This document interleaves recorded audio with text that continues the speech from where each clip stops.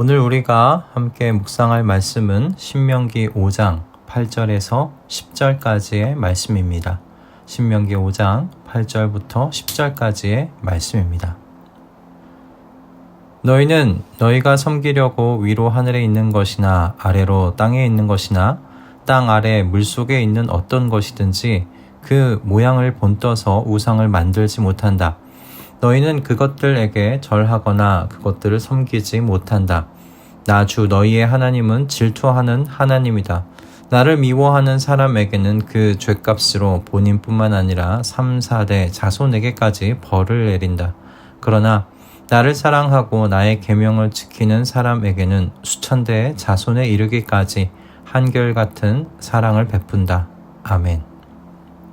하나님께서 주신 이 계명은 하나님을 어떤 형상으로도 만들지 말라는 명령이신데요. 이 명령은 우상 숭배를 하지 말라는 명령이 아닙니다. 우상 숭배를 금지하는 명령이라기보다는 하나님을 섬기되 하나님께서 명령하시는 방식으로 섬기라는 바른 예배에 대한 명령이라고 보아야 합니다. 하나님을 어떤 형상으로 나타내 보려고 하는 시도는 성경에서 여러 번 있었는데요. 그 중에서 가장 유명한 이야기가 출애굽 직후에 있었던 금송아지 사건이 아닐까 생각됩니다.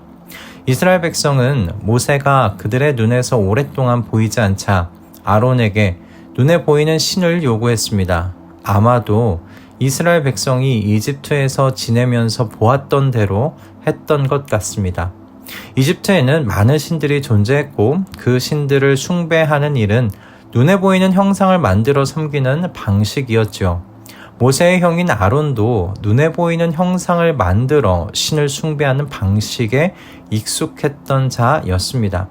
그가 모은 금으로 만든 송아지 모양의 신상을 만들어 놓고 이렇게 말했지요. 이스라엘아, 이는 너희를 애굽 땅에서 인도하여 낸 너희의 신이로다. 이스라엘이 하나님 외에 다른 신을 섬겼던 것이 아니었어요. 이스라엘은 하나님을 섬기려고 했었어요. 그래서 자신들이 생각할 수 있는 하나님의 상을 만든 것이죠. 그들이 만든 송아지는 히브리어로 에겔이라고 하는데요. 1년생 수송아지를 가리킵니다. 힘을 상징한다고 해요. 강한 팔로 이스라엘 백성을 이집트에서 인도하여 낸 하나님의 능력을 힘을 상징하는 이 송아지 상에 담아보고자 했던 것이죠. 이스라엘 백성은 다른 신을 섬기려고 했던 것이 아니었습니다. 그들을 이집트에서 구원하여 내신 하나님을 섬기려고 했어요.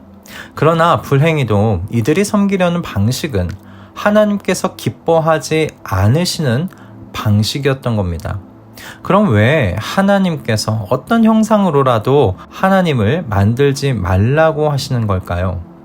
이스라엘의 마음이 하나님에게서 떠난 것이 아니라 하나님을 예배하고 싶어서 형상을 만드는 것인데 말이죠.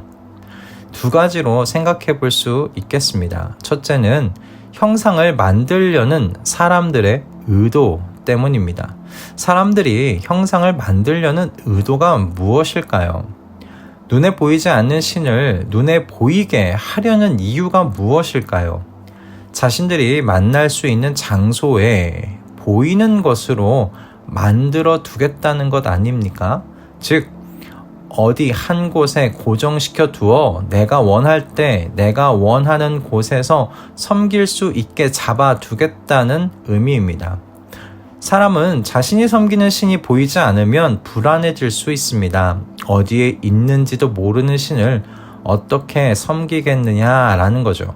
그러나 내가 섬기는 신을 한 장소에, 그것도 내가 확실하게 볼 수 있고 섬길 수 있도록 만들어 두면 어떻습니까? 편하지요. 불안하지도 않을 겁니다.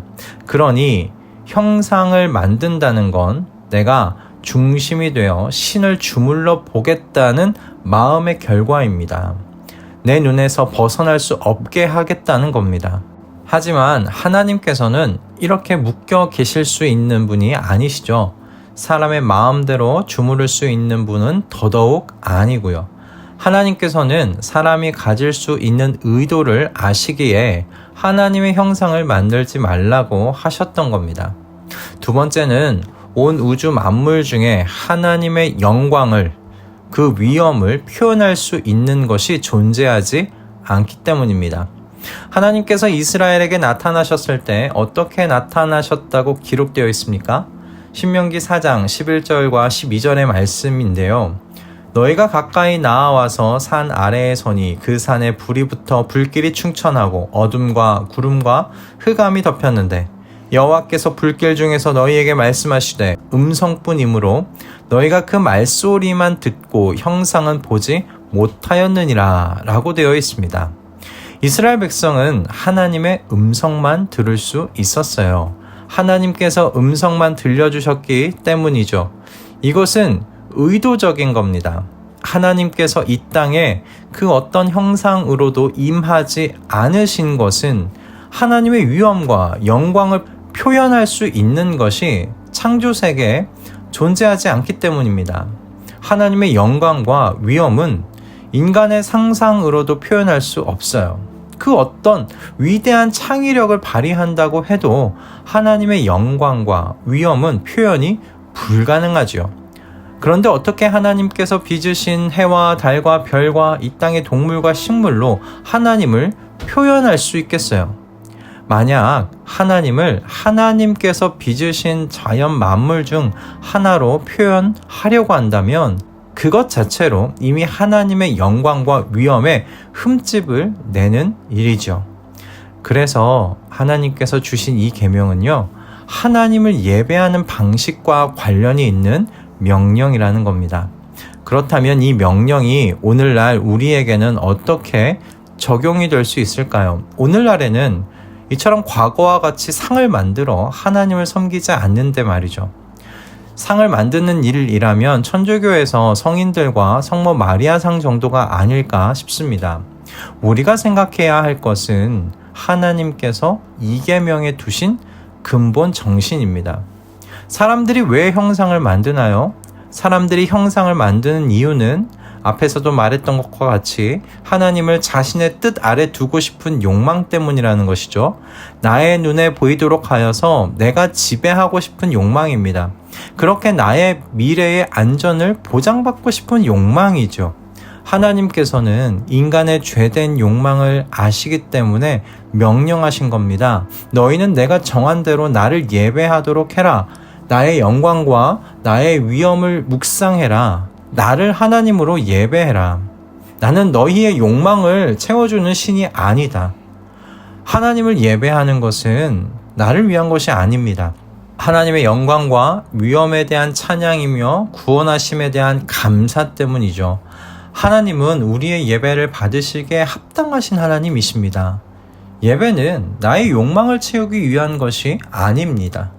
과거 이스라엘이 하나님께 번제와 화목제 그리고 절기 때마다 정말 수많은 제물을 바쳤습니다. 그런데요, 하나님께서는 그들이 내는 그 제물이 싫다고 말씀하십니다. 나를 보려고 내 앞으로 오지만 내가 언제 그런 것들을 요구하였느냐고 되물으십니다.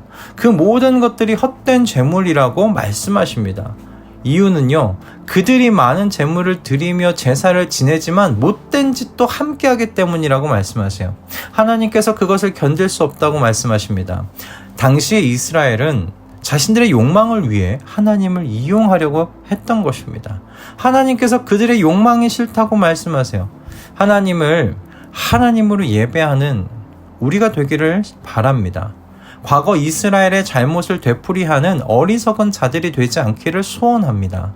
예수 그리스도의 나심과 죽으심 그리고 부활하심을 우리가 잠시 묵상하기만 해도 하나님께서는 우리의 영원한 찬양과 예배를 받으시기에 합당한 분 아니십니까? 하나님의 영광과 위엄을 무엇으로 표현할 수 있겠습니까? 그러니 하나님을 하나님께서 알려주신 대로 바르게 예배할 수 있기를 소원합니다. 영원토록 하나님의 영광과 위엄을 찬양하는 우리 모두가 되기를 바랍니다. 기도하겠습니다. 주님, 오늘 10계명의 제2계명을 묵상하게 하셔서 나의 예배를 돌아보게 해주심에 감사드립니다. 우리는 연약하여 나의 욕망을 위해 예배의 자리에 나아갈 때가 있습니다. 주님, 이와 같이 불순한 마음으로 예배의 자리에 나아가지 않도록 우리를 인도하여 주시옵소서. 오직 하나님의 영광과 위엄을 찬양하며 나를 구원하신 주님의 은덕을 길이 찬양하기를 소원하는 마음으로 예배의 자리에 나아갈 수 있도록 성령으로 우리의 마음을 충만하게 만져 주시옵소서. 예수 그리스도의 이름으로 기도드립니다. 아멘.